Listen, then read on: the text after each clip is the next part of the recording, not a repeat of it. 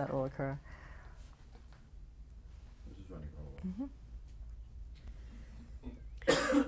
How long will it have taken you to do all these multiple interviews and shows? It's ongoing. So we've done about a little over 500 of them in 10 years. Yeah. Okay.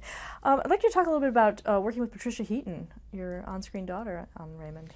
Working with Patricia Heaton was kind of fun because we both come from Irish backgrounds, Catholic backgrounds, and went to Catholic school. And however, it's the first time I ever worked with somebody that was eternally pregnant. She's just had babies all the time. And she said to me that she wanted a family. And she figured that was the time to do it, the right age. And her health was very good. And steady money was coming in. And she married an actor. So, you know, that's always shaky for actors to get married. You never know if you're going to have another job. And so she felt it was a good time to have her family.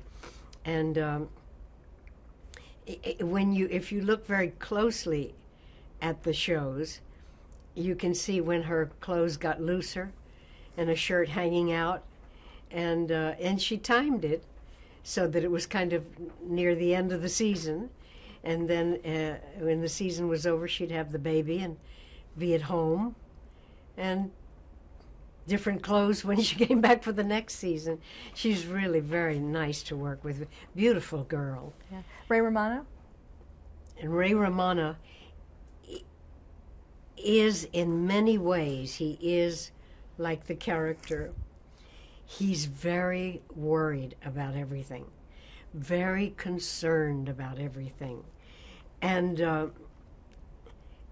it seems to be in confusion about things, like if things don't go exactly like he planned them, he seems to be confused about that, and then has to get that organized. And he's a very serious worker, and he comes from a very nice Italian family. And when we did a flashback once about their wedding, his family came to sit in the church, and that was very nice to meet all of them. He's a very nice fella, and I think he's a very good father. Both he and Patricia are quite committed to being parents, and she is very organized and orders things around and takes care of everything, handles everything, and he seems to be a little overwhelmed by life and children. He does it, and he manages to be a terrific, loving father. But I do see passing through his eyes confusion occasionally. But both of them are very sweet to work with, and made the time on the show very nice. They were quite welcoming to me when I came on the show, and sometimes that's not true when a show starts and then they add a character or bring someone in. Some of the actors are not always so thrilled, but I have to say, when I went on Coach so late, and I went on Who's the Boss, that it was those characters all along, except for Soap, where I first started with it and was the first cast.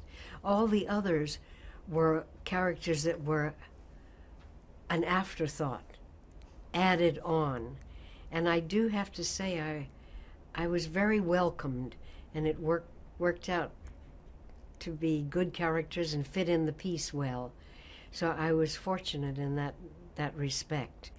I was never the first one cast again after Soap. That was kind of a fun thing. So what are your current projects? What are you working on now? I just now finish doing a play. And it was quite wonderful to do. It was about an Irish family that's dysfunctional. And the writer is a woman, came over, a wonderful Irish lady, and she said to me, this is about an Irish family that's dysfunctional. And I said, is there another kind? And she said, well, none I've ever known. And we had a wonderful time doing it, and a good cast. And I was in New York for quite a while doing that. And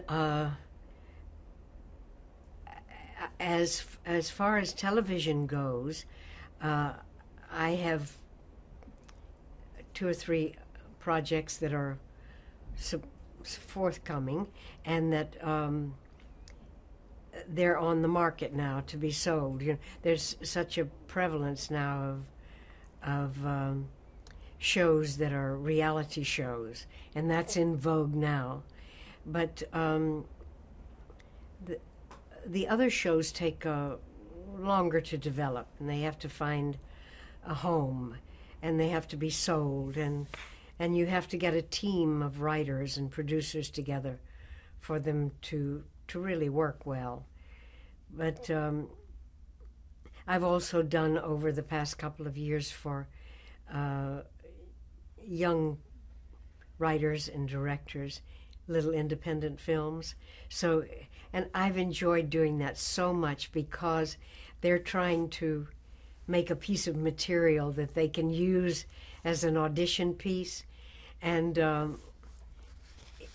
it's quite wonderful to work with beginning directors and beginning writers and beginning producers, because they're so wide-eyed and excited about what they're doing, and it makes you remember how you felt when you first started too.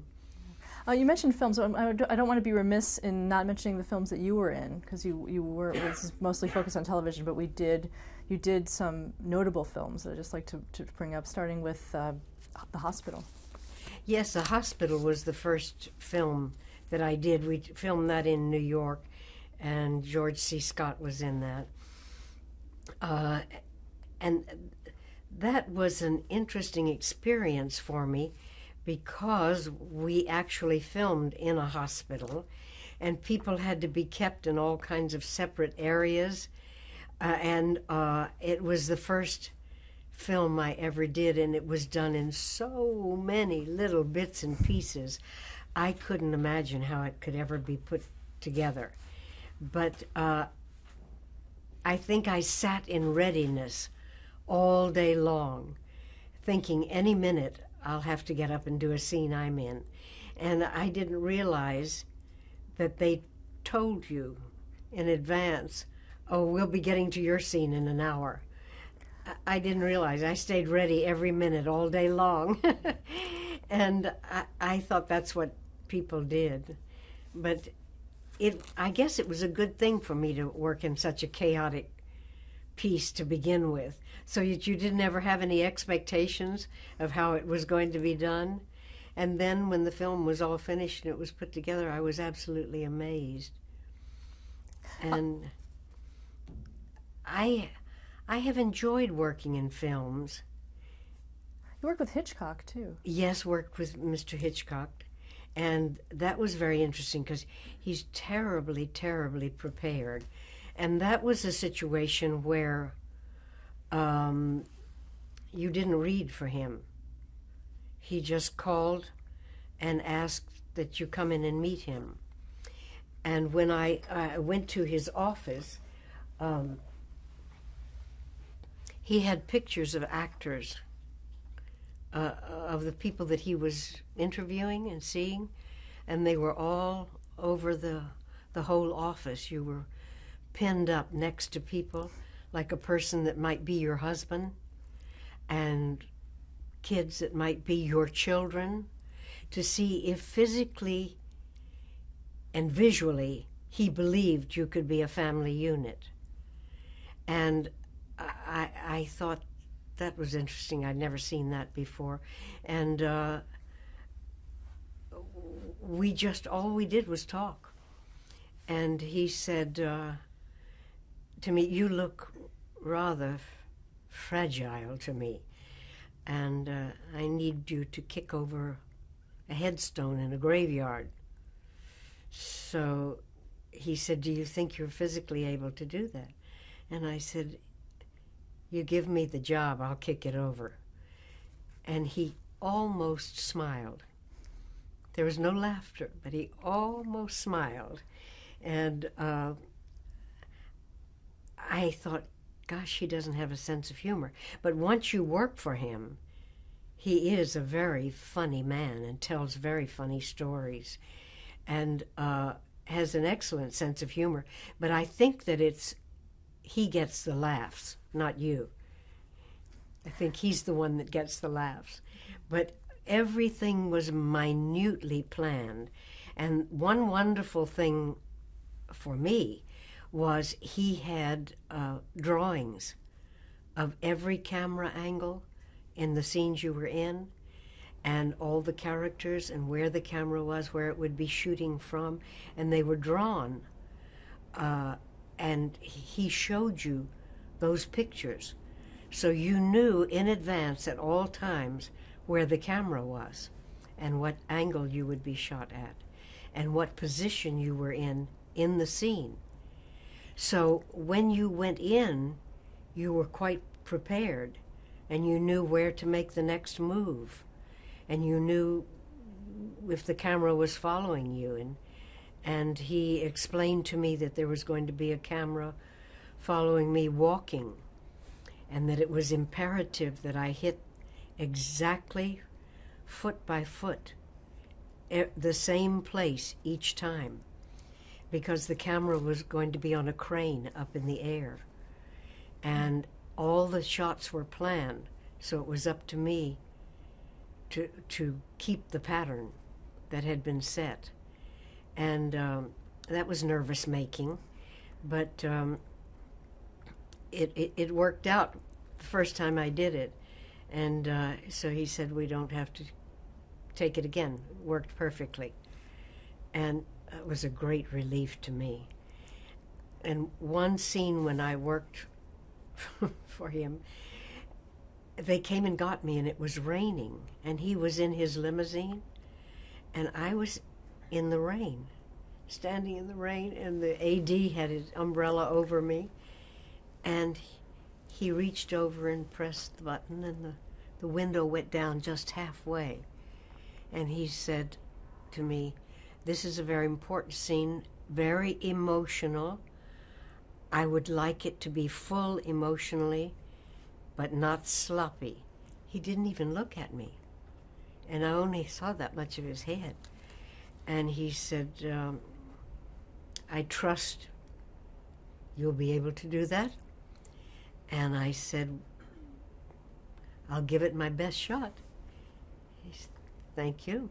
Pressed the button, the window went right up. And that was about the most conversation I ever had with him the whole time. And then one other... we do have a time constraint, so I do want to move on. Okay. I'm sorry about that, but that's okay. The cult class at Brazil. We'd be remiss if we didn't mention that and the response that you had to your Yes, work. I've done 3 films for Terry Gilliam, who is an American but lives and makes his living in England. And I did the first film I did with him was Time Bandits, and he just called me one day and said, "I'm doing a film called Time Bandits, and I need a funny person to play a part in it. Would you want to come over and do it?" And I said, "Sure." He said, "Okay, somebody will get in touch with you when to come, and I'll send the script." We worked on that, had a wonderful time together, a lot of laughs, and his films are quite difficult to do, very complicated. And then he did the same thing when he did Brazil. he called me again once on a Sunday and said, I have a part for you, and I want you to come over and do it, but you're not going to look very nice in it. Is that okay? Do you care how you look? And I said, no, as long as the part's good, that's all I care about. He said, okay. So over I went and did Brazil. And then What did you think of that? What he did? I had no idea that it was going to be so difficult. I had to be up at 4 in the morning, and at 5 o'clock they started gluing the rubber mask onto me. His wife, Maggie, did all the makeup and the hair, and they sent 2 people over to make a mask on my face, but I just didn't realize that it was going to be glued onto me and that I would be 10 hours a day with it on, and that it was going to look so awful too.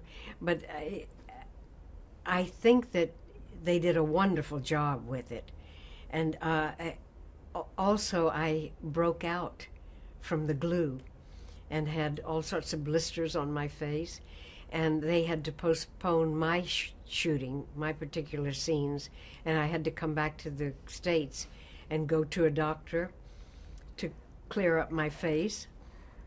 And the doctor said, don't ever do this again. But I went back and had one more scene to do, and they glued my face again, and I broke out again and came home. But I think ultimately it was worth it, because the character had such a fabulous look to it. They did a beautiful job with that mask. And then after that, I was in another Gilliam film, Fear and Loathing, in Las Vegas.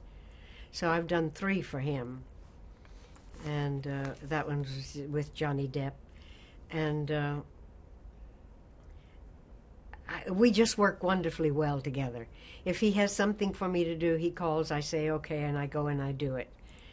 And I think he's an incredible director. Very, very imaginative. And he started out by being a cartoonist. So he's able to draw every costume and hairdo, and every scene you're in, you know what you'll look like and what the scene is like. And that's very good for an actor. You feel secure before you go into it, you know. Yeah. What advice would you give to an aspiring actor? I think the advice that I would give to somebody trying to start is that you have to take every job that comes along, and that you look on every job not as, am I the star? Am I going to get ahead to be the best movie actor in the world? Am I going to make millions of dollars? I think you have to put that aside and hope and trust someday that might come along. But I think you have to take every job that you can get, and you just go from one to the next to the next, and do the best work in it you can, no matter how small it is. If it is 3 lines, you do the 3 lines as well as you possibly can, and that you learn on the job how to do your job, how to be a part of it. You have an advantage on stage because you have the long rehearsal time, and then you get to play the part from beginning, middle, and end. Whereas in film and in television, you don't. It's in bits and pieces, and you absolutely should try to pay attention to everything that everybody's doing, to learn the unique craft of it, and to be an integral part of it, and not to be worrying about the end result. You do each scene, each line, as well as you can, and you keep looking for the next role, and grow. You will grow automatically as an actor if you do the best work you can, and take each part as the best one you're ever going to get. Well, that's great advice. And we just want to thank you so much for sharing your story with us. My pleasure to be here. I've had a great life in television.